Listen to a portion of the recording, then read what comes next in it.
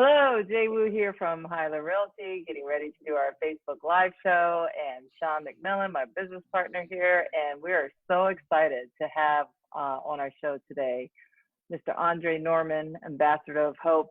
He has a #1 bestseller on Amazon. Dre, is it okay to call you Dre, right? Yes, I think you yes, prefer it is. that. Yeah, I feel like we're on a one-syllable name basis. We have Jay, we got Dre, we got Sean. So no two-syllable names on this show.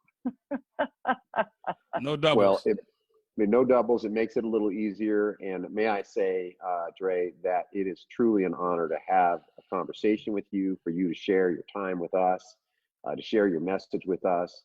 Jay came away from a coaching session, her intensive seminars that she does every 90 days. And she just came back gushing. And she was so full of enlightened thought and a changed mind and an attitude of understanding, and really gravitated to your story that really touched something inside of her. There was a familiar connection, though the stories may be different. There was the idea of being in dark and difficult places and finding a way through it inwardly, connecting and making tremendous change, and then thereby massive impact. And we just want to be vehicles to help communicate your message, because Dre, I mean, I've looked at a lot of messages in my life, and I consider myself a spiritually ordered man. And I spent a lot of time in meditative wisdom and thought process, and I've studied a ton of different thoughts and try to put them into action. But you, my friend, are the living book. You are a man who has accomplished great things. So I'm honored to have you on the show. Thank you for giving us this time. I'm writing that down, the living book. Oh, Dre, I don't want to get jumped on by the Christians trying to think I'm the Bible. I have to double check. Is that the living word or the book? The word, the Bible is live? Yeah, the living word is the Bible. The living word, okay. So I modified it. I modified it to give its human quality to it. I appreciate that. I just had to double check before I go outside. I'm like, I'm the living book. Like, he thinks he's Jesus.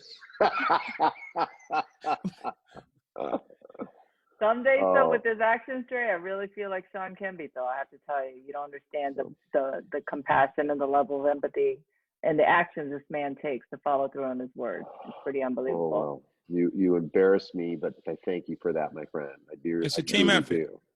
It is a team effort. Well, Andre, I think we want to kind of dive right into your world if we can. You're giving us this precious time, and you know, you have an amazing story, and I'm sure you've got it in many different versions to kind of share with our viewers your journey into where you've come from, and maybe to the epiphany point, so we can get some ideas about questions and things we can interact with. Is that okay? That's fine. Well, born in Boston, Massachusetts. My mom married a high school sweetheart and had 2 kids. And her husband robbed banks for a living, so he went to prison. And she met my dad, a local drug dealer. She had 4 more kids. And so 6 kids, mom and dad living in the house. All is great, except for my father had a habit of beating my mom. So I grew up in a scenario, watched my mom get beat. And my father's 6'6", 300 pounds, size 18 shoe. So it was never a fair fight. And so I go through that whole scenario of this trauma and drama in my house every day, from a little kid to like I'm old enough to finally go to school. I finally get a chance to go to school. I get out of the house, away from the madness. And then probably like a couple weeks into that, it was a busing crisis of Boston. So now white kids are throwing rocks at us, calling us niggas. And we're going through the whole busing crisis, which is awful. Then I go home to my dad and try to get him to explain it to me. But the problem was he grew up in Virginia 2 decades before when they threw rocks and stones at them and called them names. And my grandfather told him that's just the way it was. So his trauma was never healed. He walked away from it and thought it was over until it revisited him in his kids' lives. So I'm left as a 9-year-old to process domestic violence and the busing crisis. And I don't process well as a 9-year-old. So fast forward, the busing fixes itself. The kids stopped throwing rocks. I don't know what happened. And my mom got tired of the beatings, so she put dad out. So now single mom, 6 kids living in the city. We know how that goes. We bounce around. We go to a new school. At the new school, they find out that I can't read or write that well. So in the 3rd grade, they put me in a thing called the dummy class. The dummy class was the kids who couldn't read and write and just put them in the room and close the door. But luckily, a teacher took interest in me. She pulled me out of the dummy class. And she taught me how to read. She taught me how to write. She taught me how to count. She told me I wasn't a dummy. I just learned differently. And she took the time to teach me my learning style. By the time I get to middle school, I'm reading, I'm writing, I'm counting, everything's great. Then the kids tell me you're poor. I said, what do you mean? You said, you don't have the cool shoes. You don't have the cool bag. You don't have the cool jacket. You don't have the cool backpack. You don't have this. You don't have that. And then the teacher told me I was poor because I couldn't afford lunch. They had a thing called free lunch. In elementary school, they never mentioned who paid for lunch. They just fed you. In middle school, you have to fill out a form to get free lunch. So I had to fill the form out, and the teacher embarrassed me about being poor and needing the form. So now I'm the poor kid who needs free lunch. And kids would just give you the business every single day. Of course. Every time I walked into that building, it was all like, hey, let's make fun of the poor kid. Free lunch, Andre. And it was just all bad. And I wanted to quit school in the 6th grade because I just couldn't take it. And one of my friends said to me, we can go to the park after school and sell weed, and we can make money. We can buy the stuff, because he was poor too. So in 6th grade, we go to the park. We start selling weed after school. Wait. You're 6th grade. Is that like, are you like 11? 11.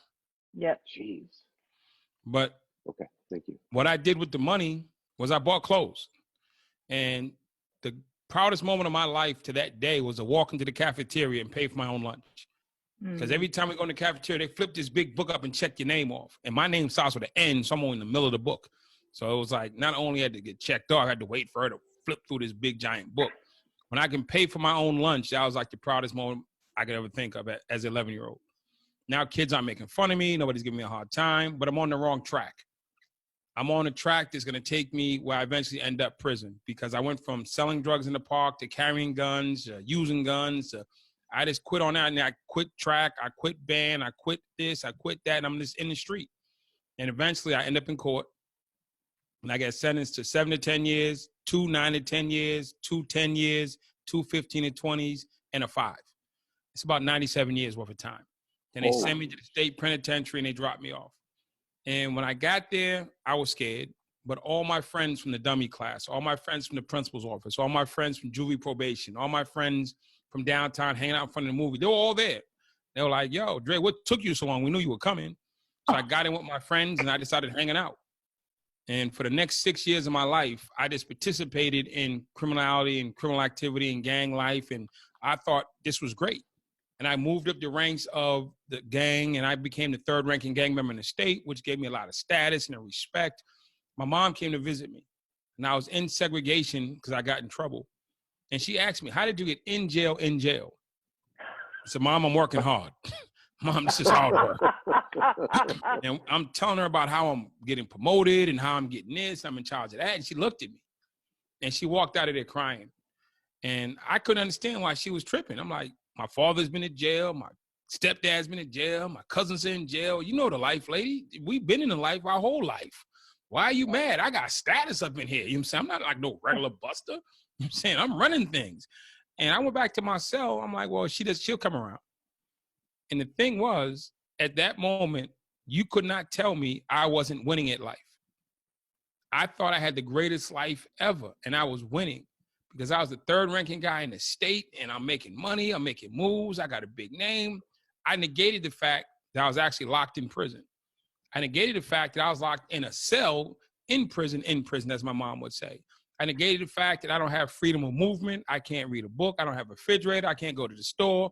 I can't go to a birthday party. I can't do anything for anybody. I negated all that, and I convinced myself that my scenario was a win. And I was happy. I remember I called my girlfriend one time, and she told me, you're not suffering.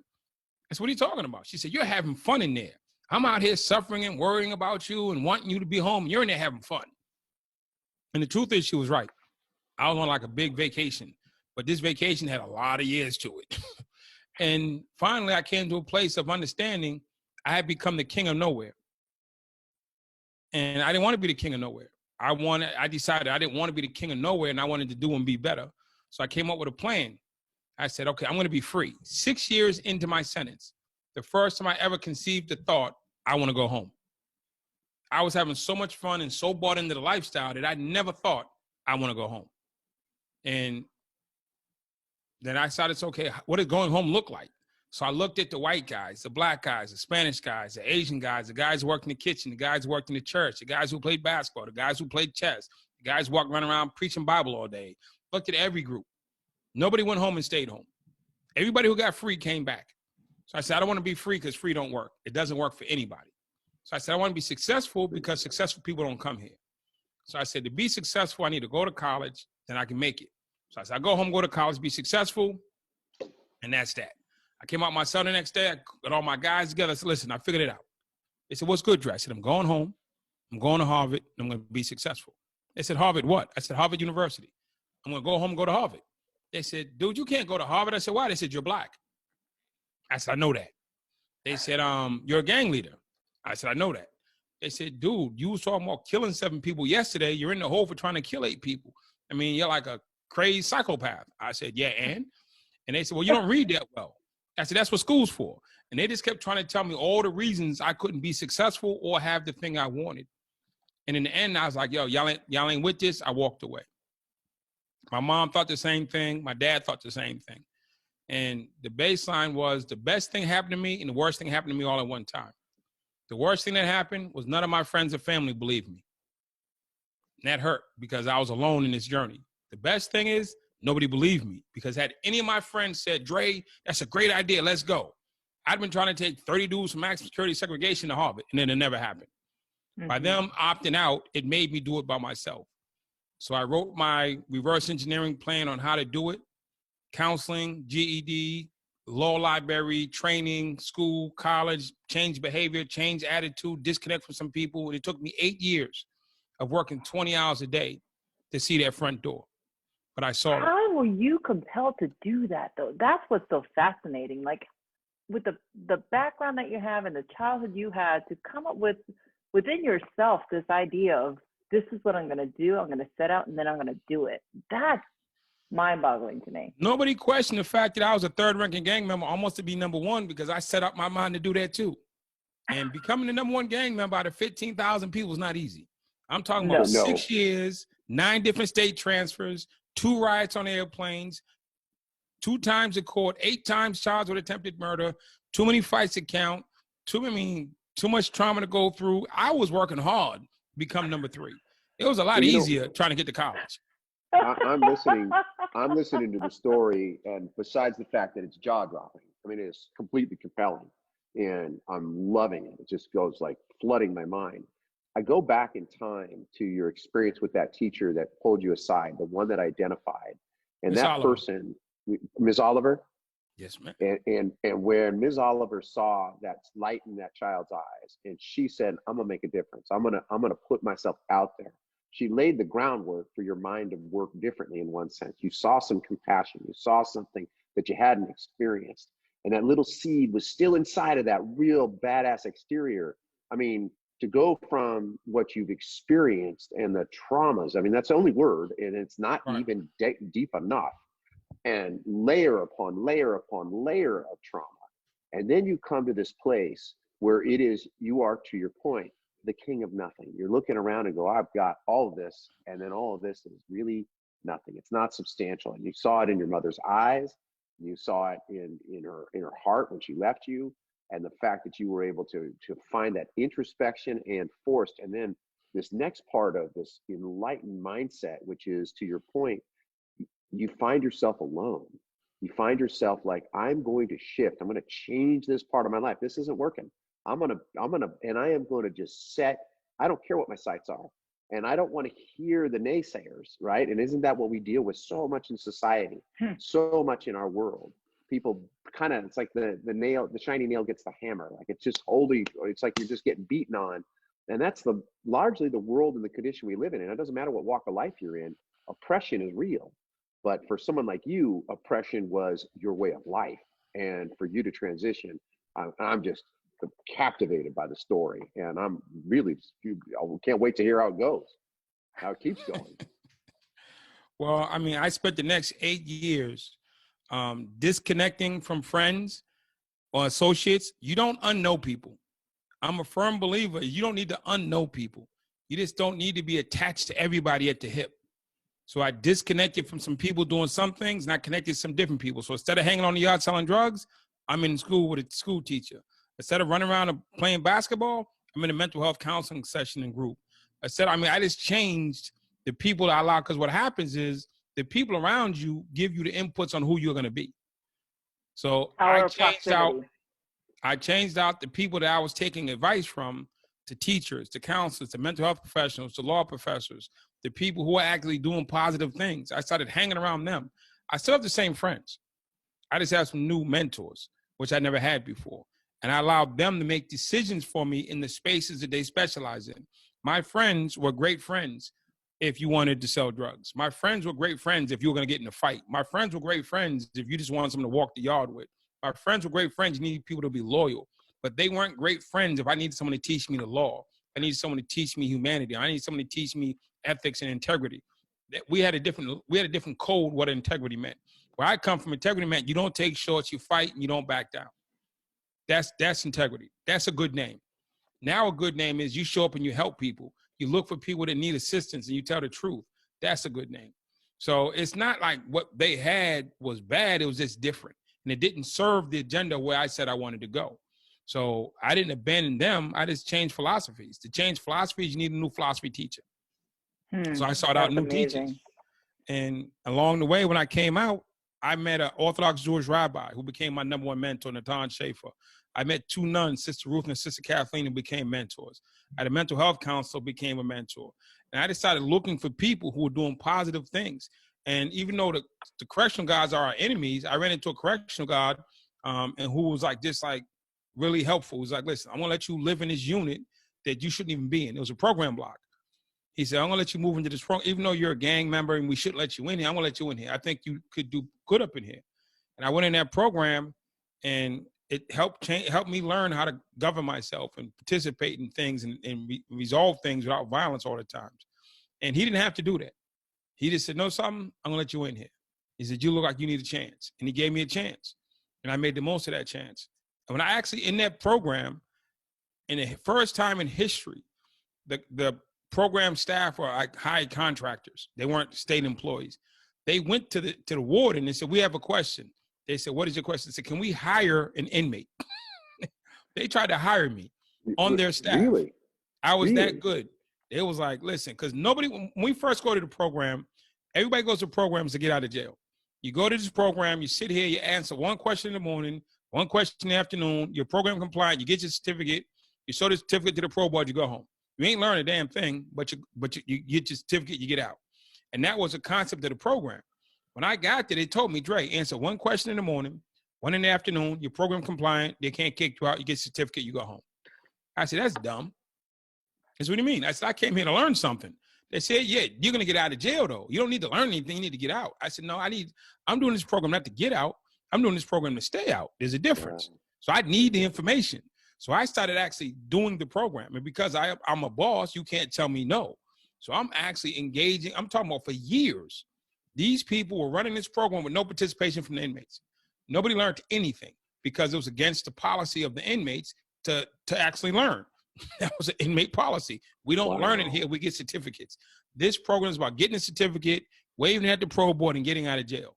Don't mess that up. It's a shift in perspective and mindset, though. It's like the willingness, right? And it's kind of like within any one of us, if we really thought about it and we really wanted it, we can change our situation. Not always easy, like you said.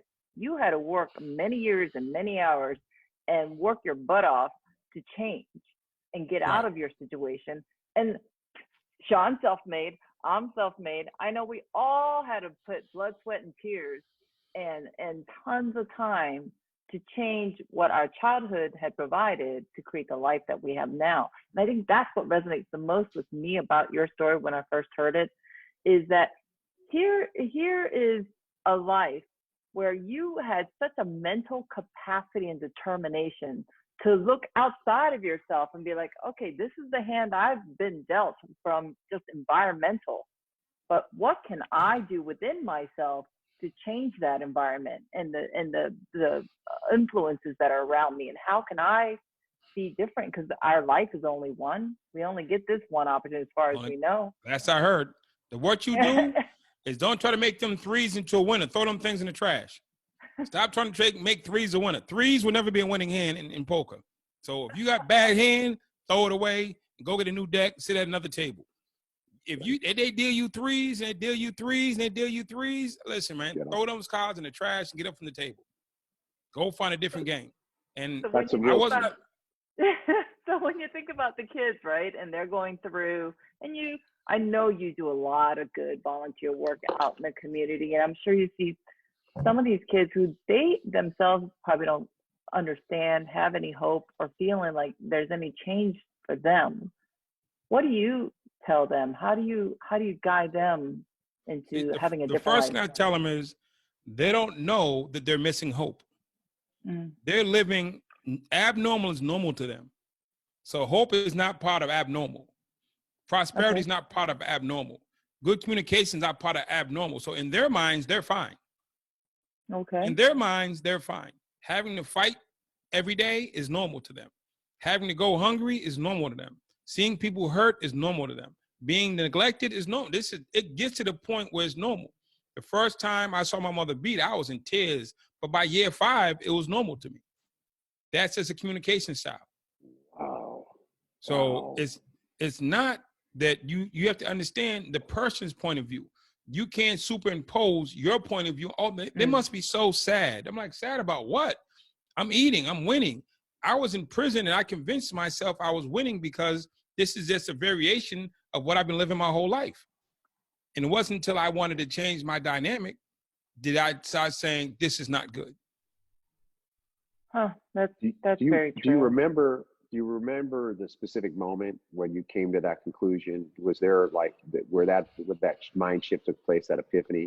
Like, okay, I'm here, but I'm going to now visualize it. What prompted that? Was it something you'd read and something you'd seen, or was it just in your imagination? I was number 3 and had the opportunity to become number 1. To become number 1, I needed to attack 7 guys.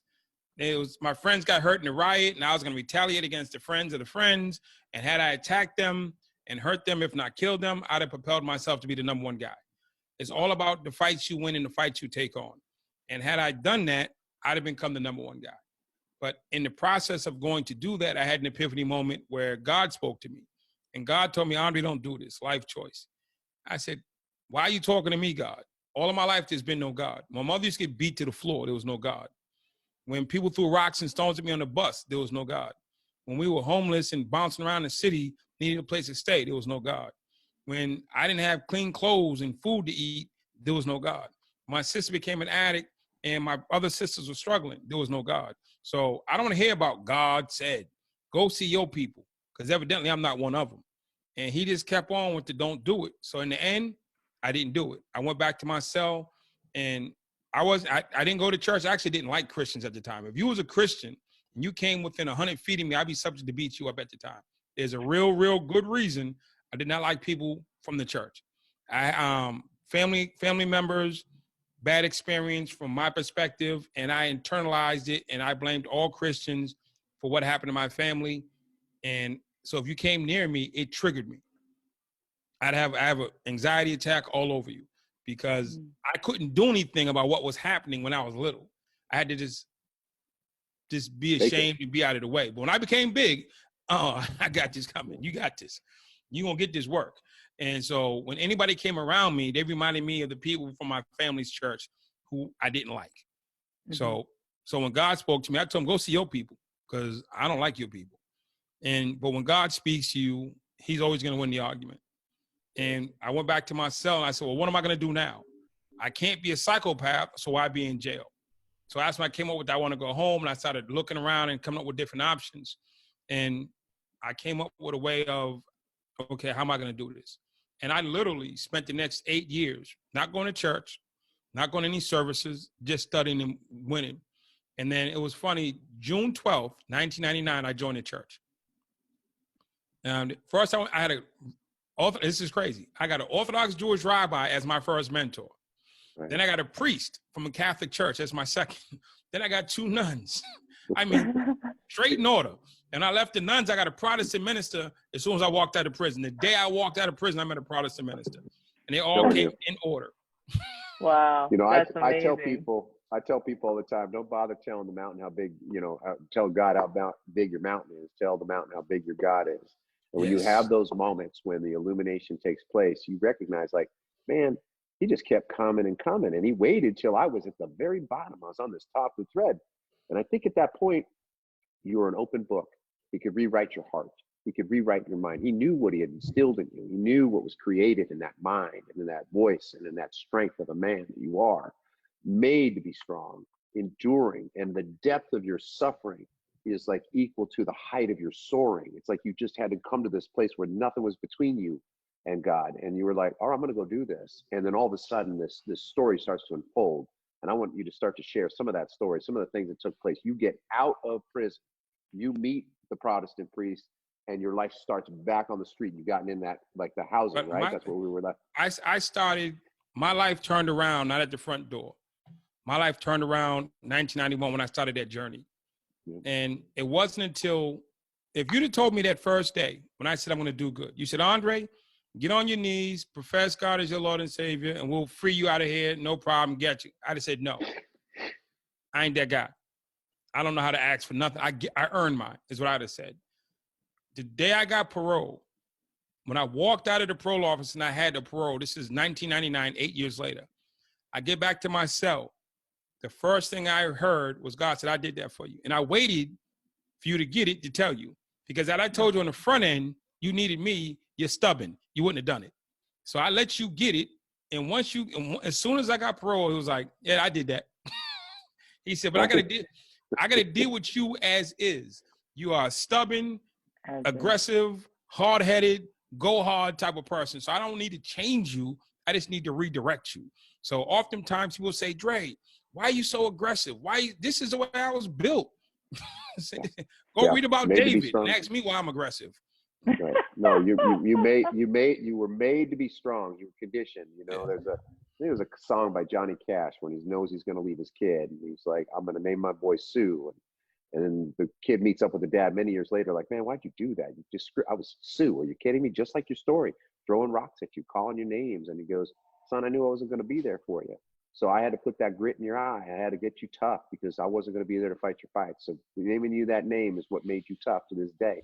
And your story, Dre, the condition of your life made you so strong that now your story is like a supernova as it starts to explode, and you are an ambassador for hope. How could it be darker than where you were?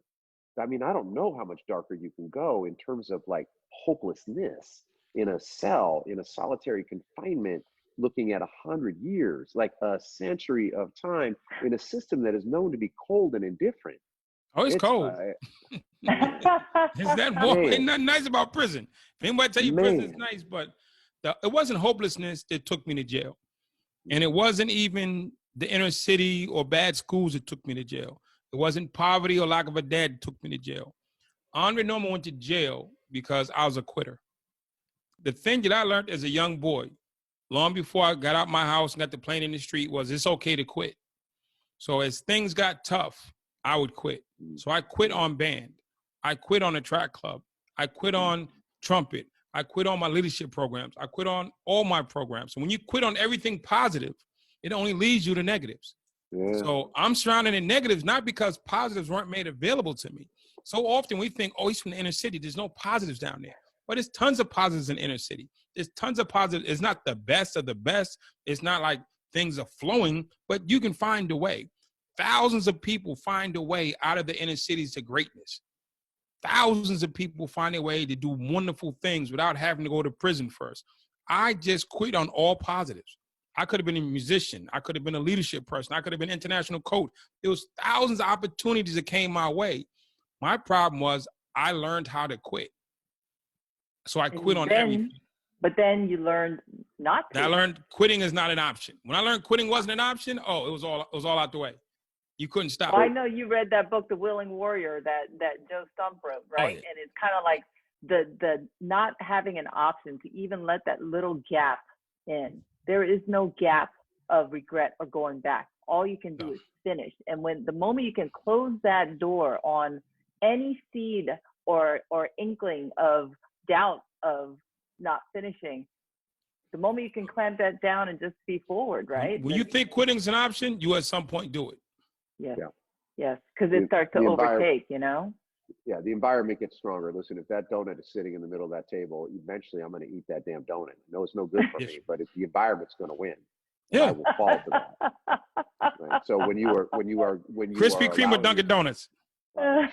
Both. Why would I separate them? One of each. I'm not a Krispy Kreme guy. You know, I will tell you the truth is I'm not so much. I do like Dunkin', and we have some of these little kind of mom and pop type ones that have been around here a long Primo's time. Donuts.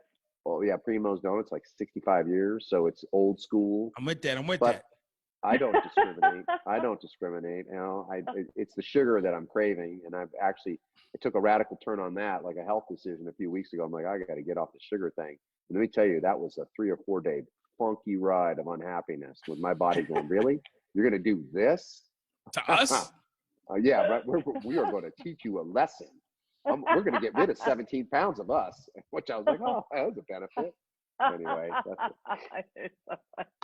You know, well, Andre, I know you talk a lot about hope, and with the pandemic and all the political climate, it can seem, especially here in California, we're literally, the world is on fire right now. That's what it feels like. There's a shift happening. The world's on fire. I mean, millions of acres have already gone up in flames, more so than it's ever burned up. And it's just kind of like, what do you say to folks to inspire hope right now? What are you working on? What I say is, I mean, the thing is, if you can have this conversation, you're still here. Mm. If as long as you're still can have this conversation, you're still here. And if you're still here, then there's hope, and there's a way that can be made. I'm saying things can be replaced, things can be rebought. Your spirit and your integrity and your gifting can't be. So if you perish, it goes with you. My friend Les Brown says, "Don't take your treasures to the graveyard. Let them things loose. Do not attack." I mean, I'm in the house right now. I'm in South Carolina, and I got a 6-month lease, and I just got called to go work for the Detroit Pistons. I'm out of here. I'm gonna pay these people their 6 months, and the house will sit empty. My friends are like, "How are you gonna do that?" I'm like, "I'm not stuck to a house. I'm not married to that house.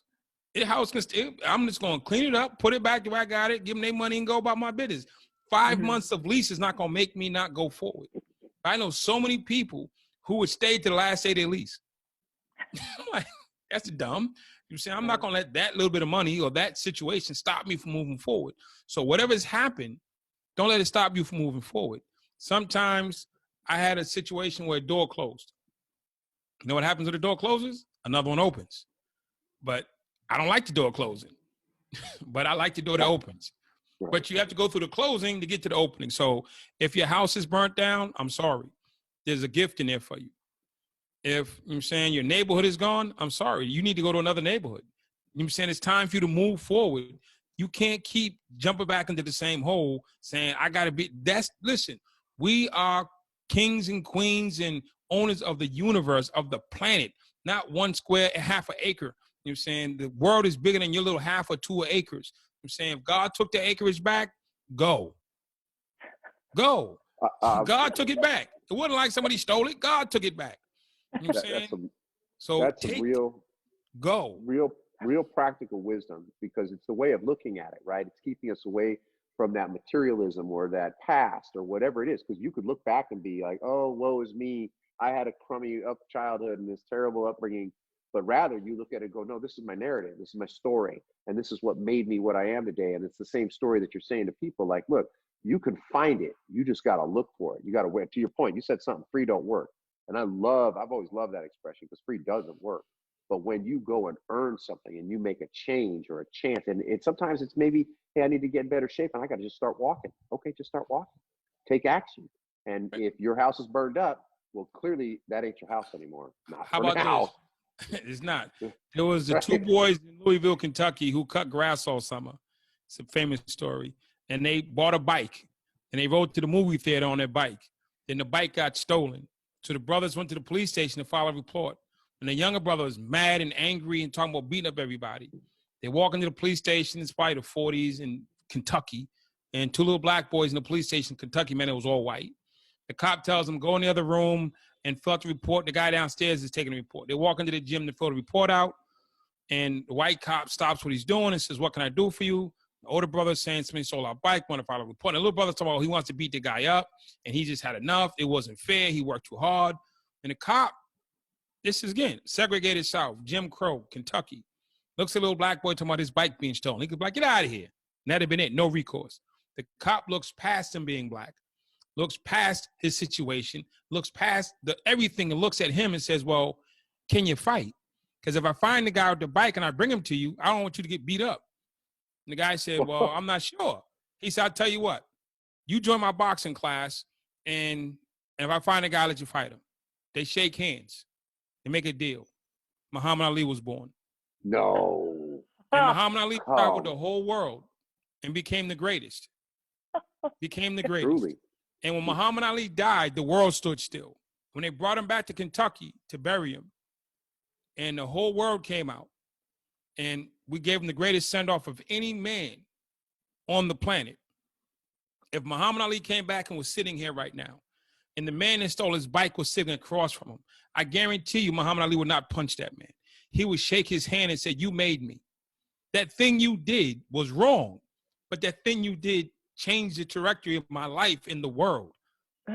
So he came out of it mad. He came out of it angry. He would never be happy about his bike being stolen, but the greater good, because he saw the next level. That anger took him to the police station. That anger forced him to want to learn how to fight. That anger made him want to beat the kid up and gave him the drive to become the greatest. So if God burnt your house down, find your drive. What is the purpose? Somebody's trying to talk to you. Mm-hmm. Somebody's trying to talk to you. Are you listening? It's the same thing, though, Dre. I tell you, my father and I, we fought, right? And we never saw on the same page culturally, et cetera. And we had the biggest fight when I turned 18. He kicked me out of the house. And I took my trash bag, walked out of the house. He said, you either live by my rules or you're not living here at all. I said, fine, I'm out. I'm legal. I'm done with this. This is horrible. I don't want to live here anymore. I'm out. But the best thing that happened, and people are like, how can you leave your family, your house, your 18-year-old girl? You didn't know. I said, you know what? I just knew I had to get out and change what I didn't like. And I don't know what drove me to just leave and go and find my own path.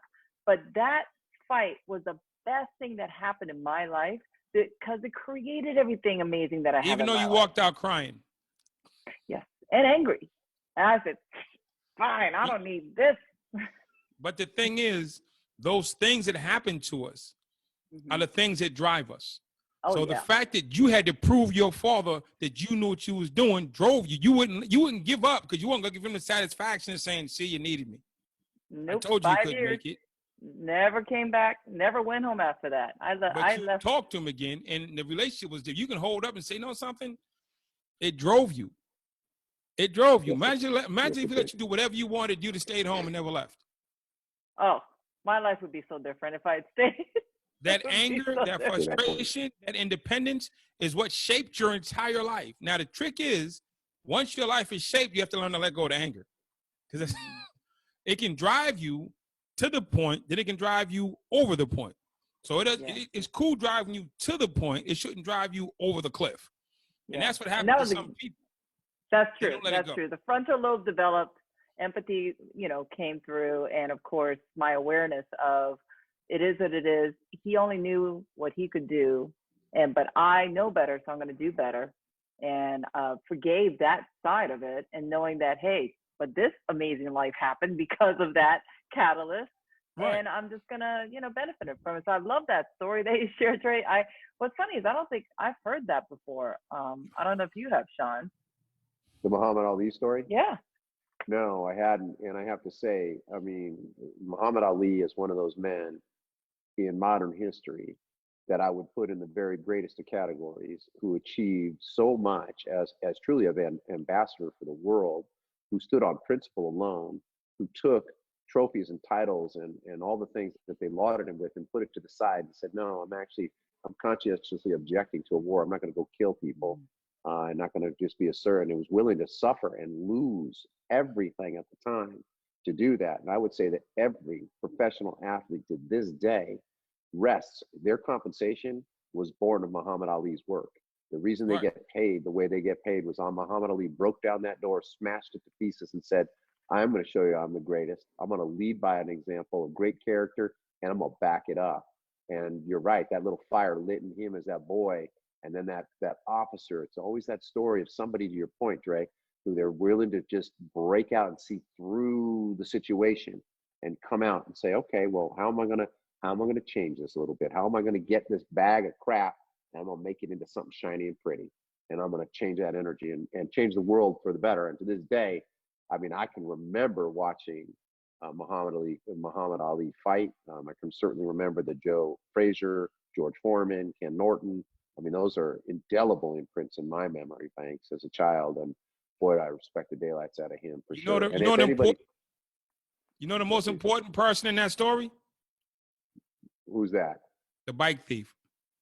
Yes, he was the impetus, right?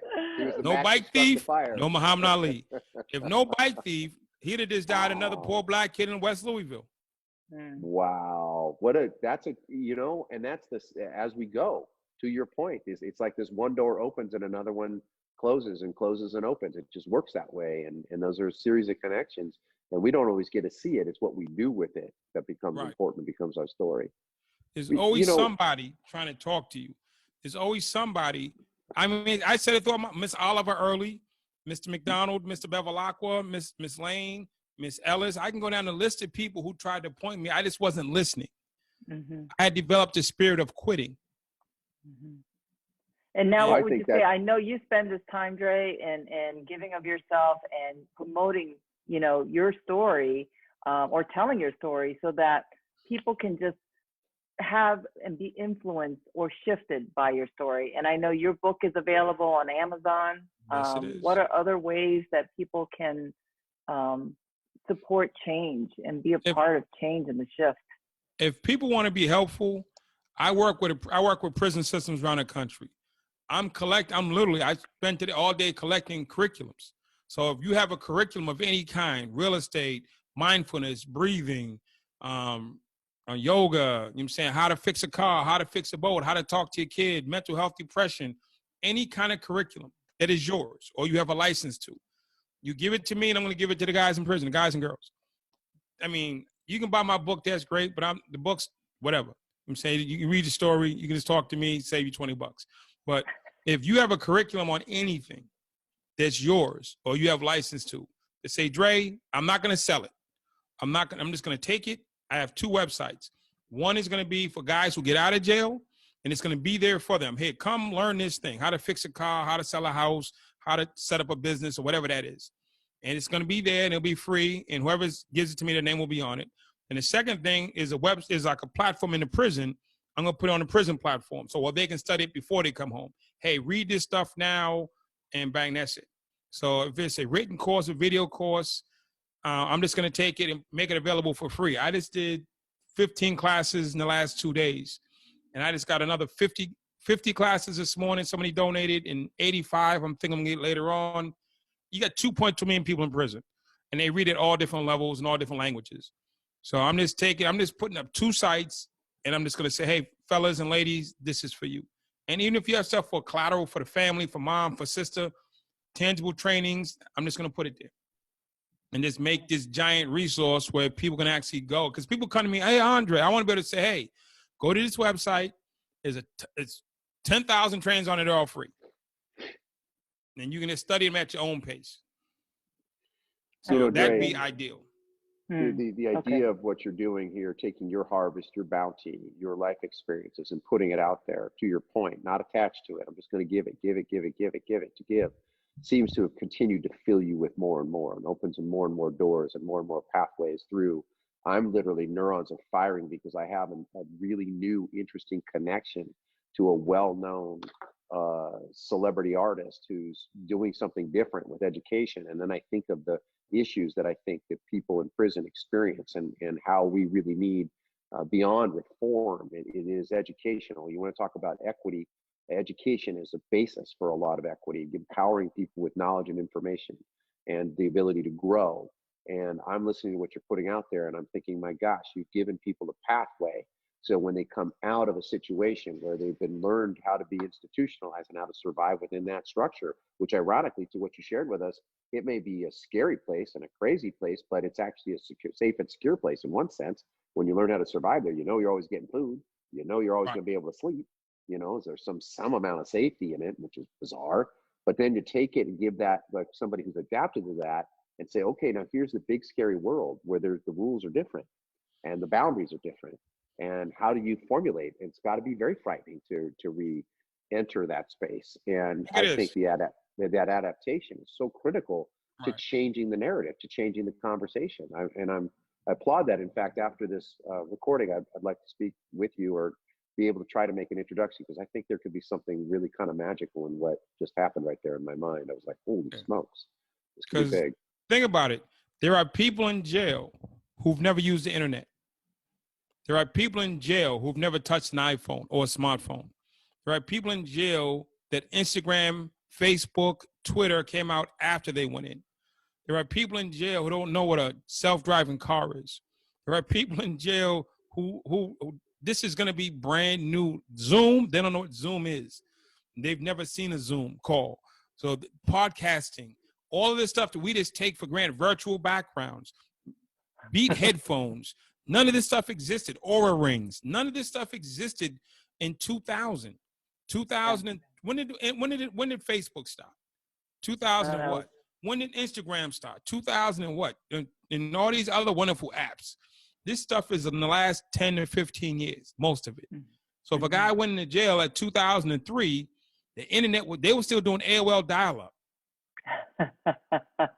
So 2003 was AOL dial-up. There wasn't any Google websites. didn't exist. Yep. Google didn't exist in 03. No. So if you went to jail in 03 and you're about to get out tomorrow, there was no Google, no Facebook, no Instagram, no Microsoft. Just go down the list. Yeah, it's a whole new world. It's got to be completely intimidating. Steve Jobs rose and died and fell in their whole time in jail. Like, Steve Jobs who? So he came out, blew the whole world up in a great way, and boom, gone. And now what's going on? So these people, and I was one of, when I came home, the internet was just being born. So when I came home, I mean, these guys never had cell phones. I never had a cell phone. There was no talking TVs. There was no smart TV. What's a smart TV? I can say, hey Siri, play any song I want, and that thing will kick on and play the song. I got I got a HomePod. I can tell it play whatever. My phone's doing it now by accident. It's like it heard itself. It heard itself being called. Right. So these are folks. We need trainings not just on how to build a skyscraper, but understanding technology, understanding social media, understanding the new norms of what is. I mean, I need all kinds of trainings, and it can be 4 pages. It can be 400 pages. It doesn't matter. I'm saying the people need this information. What understanding how. Yeah, what a perspective. I mean, you're right. We take so many things that we know day in and day out for granted, but there is so much that if you think back and go to a time capsule and look back at 2000 or the early 2000s or the last 15 years and what has evolved, it is pretty mind-blowing. But it's a Moore law, technology, it doubles in speed and goes smaller in size every 18 months, right? So it's right. A lot of 18 months that have happened over the last 15 years. So if I did my time now versus in the 80s and 90s, I'd be coming out to like, what is really going on? Yeah. I just stepped into the Jetsons. The Jetsons became real. Literally did.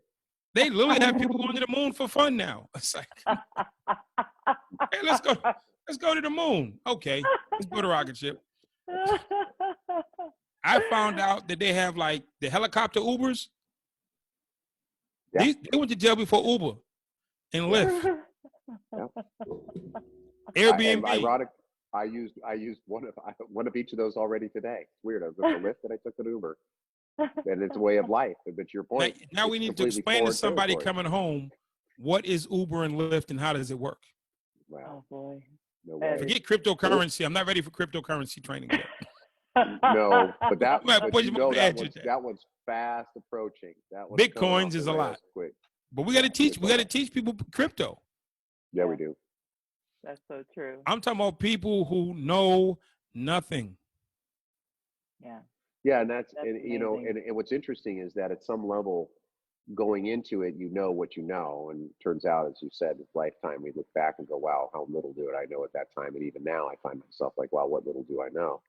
Right. And but with that sense of like, well, how do I even fit in this space? I mean, we take a lifetime to learn how to make it our own space, and how does it assimilate within society at large? And that has to be really challenging to a person that's been incarcerated for a long period of time, and let alone the idea of the economic pressure, what it takes to survive these days. Period. Just the cost of living is daunting, and then how do you have a skilled labor force? How do you participate in that force? How What do are you you going to compete do? against Upwork and You know, Filipino admins? And how do you feel about, outsourcing? And like, what are you talking about? I used to do that. No.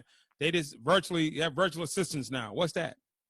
right, right. Somebody in other countries doing your work online. For a quarter of the cost. I know. Quarter the cost. Yeah, that's so true. So Well, it's like there's Dre, a lot to compete with. And yeah. you're talking about somebody who was probably undereducated, underdeveloped, underexposed, in poverty, and maybe addicted, walking out after 15, 16 years of being in hell, then saying, why can't you keep up? Yeah. It almost seems like every person needs like a big a buddy system, you know, like a big brother, big sister system to when if they want to acclimate and truly have a guide by their side to acclimate them or teach them what's next. Because if you don't have that, whether it's a small group setting or one-to-one environment, how can you, you know, or they go to class, like you said, and go to a class where you get acclimated back into the history of what's happened. At least a beginning course. Yeah. The Jetsons Are Real, Part 1. Yeah, right, exactly. And in fact, they're about to be old school. You better be ready for the next wave. They're coming out thinking it's going to be the Flintstones. Nah, the Flintstones Right. are really ancient. That's so true. Well, Dre, I'm thanks for your time. surprised. Yeah. Have they come out with a TV show that people are really in outer space all day? Like a whole family, like a whole world out of space? I haven't seen that in a while. Since Will No, Robinson. Netflix has a show Away where Hillary Swank ends up being a commander in chief, taking everybody to Mars for the first time, kind of like that movie Martian with Matt Damon. But Yeah, but that's Matt was up about there it. by himself. Yeah. He got stuck up there by themselves. This is a whole crew, one from each nation or a country represented, and they're going out in space and all the happenstances that happen. But it's a new show we've been watching. Did they have an ex-felon on that show? No ex-felons. They discriminate No against us? ex-felons. Yep. You need us. No. You need us. Because sometimes you gotta do some, you need us around. You got to do some work. You got to do some special work. Sometimes you need our skill set. Yes, you do. Don't underestimate some skills we know. Hey, you're talking to two fighters over here. Are you kidding me? We know how to battle. And know how it's to actually go funny against too. them. It's funny too, Drake, because I'm a big chess aficionado, right? I'm like, that's my game. I've been playing it for decades and decades and playing at a high level. And I always know the guys who played in prison because they've got a hustle. There's always an angle. There's always a little something extra hustling going along. But they're sharp. They're sharp-minded. They certainly have time to play and study. And some of the better players I've met, guys that were previously incarcerated, and I've learned to respect their minds, rather than my natural biases, like, "Oh, you serve time." Now I look at it and go, "No, that means he's cagey." We had He's got hours some and hours of softball. practice. Yes, it is. Hey, I'll take it. If you have your own how to play chess, I'll take that too. I mean, I'm not turning down anything. How to play checkers, how to play chess. Whatever it is, somebody out of 2.2 million people inside and 700,000 people come home every year, somebody's going to be able to use it. So don't think, they don't want that. Wow. No, for sure. Amazing. I love your message. I love you. It's fantastic what you're doing. Keep on walking the earth, Dre, and doing what you do. Thank you for joining us today. Always. It's just the conversation to be continued is great. Let me say this. The craziest thing, one of the things that helped me the most become successful today is somebody put me while I was in prison in a culinary arts class. So I'm technically a licensed chef. And I took this class and I became a licensed chef and a master baker. I can bake anything you can know of or think of from scratch, hands down. Now, since I've been home over 20 years, Other than my son's birthday cake every year, I don't bake anything. But that class taught me math, science. It taught me measurements. It taught me discipline. It taught me how to be patient. It taught me how to Patience. work with other people. My culinary class gave me a foundation for life. Now, don't think, well, I have to, it's never one-to-one. It's the lessons, it's the disciplines, it's the follow through, it's the understanding, it's the nuances. So that culinary class, I understand that when I make a cake, it has to be exactly what the measurements say. I can't alter that, because if I do, I alter the cake or alter what I'm baking. I need to, if it says 3 hours, I need to be there at 2 hours and 45 minutes making sure. So it's like timing and patience and diligence and checking up. So you would think, what would a culinary arts class do? Well, culinary arts class has done marvelous for me. So don't worry about what it is. Just trust that the guy or the girl who takes the class will find a way to draw the lines. Mm. It's all helpful. That's for darn sure. The walk of life. Well, I appreciate you having me, and you, I'd love to come back anytime. I'm not hard to I find. would love to have you back. You're a man of your word. You said, Jay, just call me up and I'll come on. And I said, I will follow up. Don't you worry. And sure enough, here we are. So here I am. Thanks again for joining us. You're We're welcome. going to get this message out to our audience and really appreciate you very much. And you stay safe out there. And look forward to the next. Thank you.